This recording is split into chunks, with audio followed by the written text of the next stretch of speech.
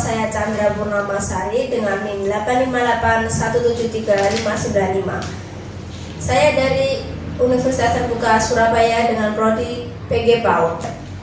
Pada presentasi ini saya akan menyampaikan filsafat ilmu, pilar-pilar pendidikan dan relevansinya di era digital.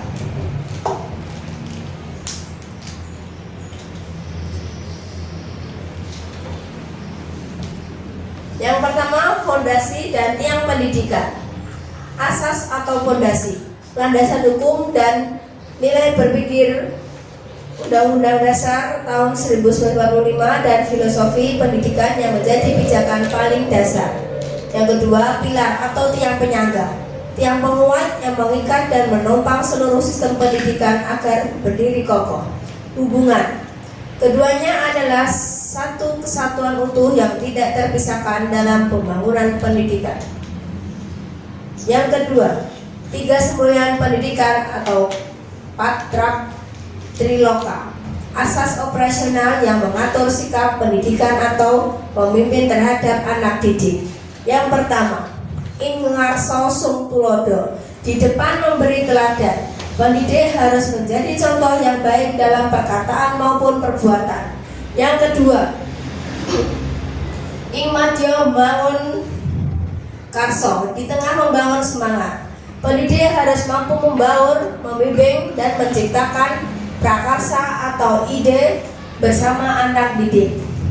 Yang ketiga, tuturi handayani, di belakang memberi dorongan. Pendidik memberikan kebebasan, memantau, dan mendorong anak didik agar berani maju secara mandiri. Yang ketiga, esensi semboyan dalam pembelajaran. 1. Sistem AMONG. Pendidikan didasarkan pada kasih sayang dan tuntunan, bukan paksaan atau hukuman. Yang kedua, bukan tabula rasa. Anak bukan kertas kosong. Pendidik hanya berfungsi menebalkan garis-garis potensi baik yang sudah ada secara kodrati. Yang ketiga, kemandirian adalah akhir dari proses triloka ini. Lahirnya anak didik yang merdeka, kreatif, dan mandiri tanpa bergantung pada orang lain. Yang keempat, pilar pendidikan atau dari UNESCO, learning to know, belajar untuk menguasai pengetahuan dan memperluas cakrawala berpikir. Learning to do, belajar untuk berkarya dan mempraktikkan ilmu dalam kehidupan nyata. Yang ketiga, learning to live together, belajar hidup berdampingan, berkolaborasi, dan menghargai perbedaan. Yang keempat, learning to be, belajar menjadi diri sendiri yang mandiri, bertanggung jawab, dan bijak.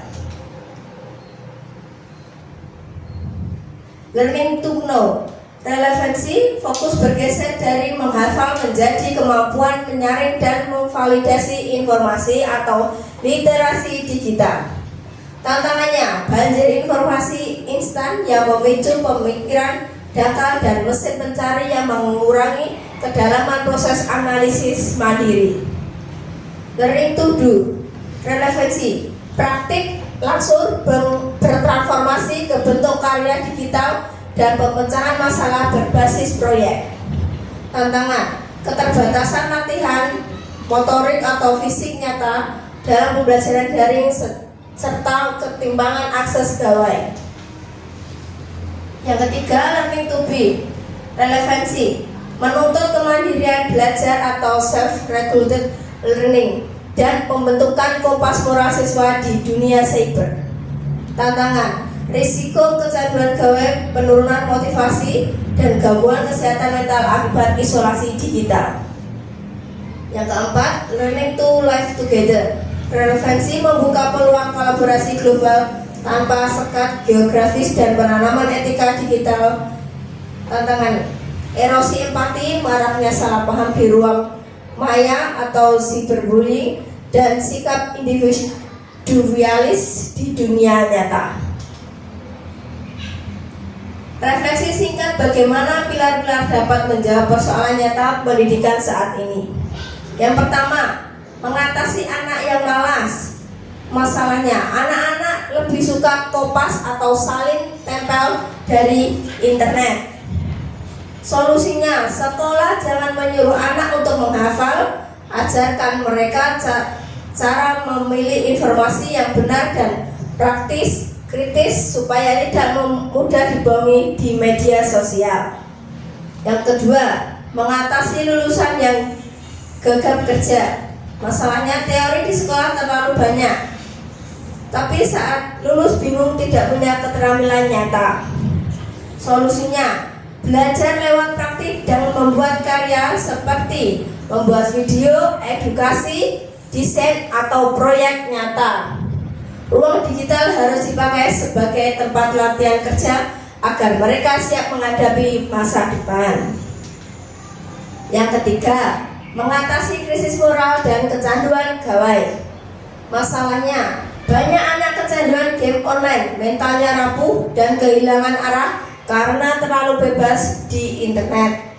Solusinya, fokus utama sekolah harus beralih ke pembentukan karakter dan mental yang kuat. Anak diajari mengontrol diri, jujur dan bertanggung jawab atas dirinya sendiri meski tanpa diawasi guru. Yang keempat, mengatasi darurat bully, perundungan. Masalahnya, marak kasus saling ejek dan bully di sekolah maupun di media sosial. Solusinya, sekolah wajib mengajarkan sopan santun di dunia nyata, dunia maya, dan rasa empati. Anak-anak harus dibiasakan untuk bekerja sama atau gotong royong dan menghargai perbedaan, bukan malah saling menjatuhkan. Kesimpulan dari presentasi ini, keberhasilan membangun pendidikan di era digital bergantung pada penyatuan asas atau nilai Pancasila dan filosofi sistem Among Ki Hajar Dewantara. Dengan pilar UNESCO, guna mencetak generasi yang tidak hanya cerdas memanfaatkan teknologi dan literasi digital, tetapi juga mandiri, berkarakter kuat, serta memiliki empati sosial untuk mengatasi tantangan zaman. Terima kasih presentasi dari saya. Apabila ada salah, mohon maaf. Wassalamualaikum warahmatullahi wabarakatuh.